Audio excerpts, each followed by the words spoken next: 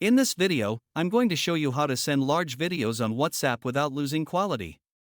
So, if you want to send long videos or high quality clips in their original resolution, I'll show you the easiest method to do it. So let's jump straight into it. First, open WhatsApp on your phone. Now open the chat where you want to send the video.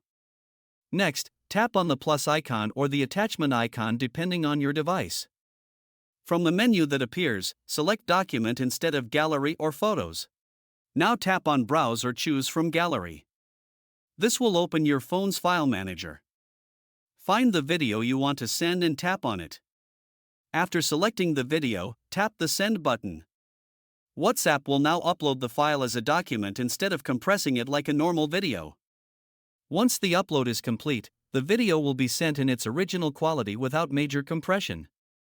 And that's how you can send large videos on WhatsApp without losing quality. If this video helped you out, make sure to leave a like and subscribe to the channel for more Instagram tutorials and social media tips.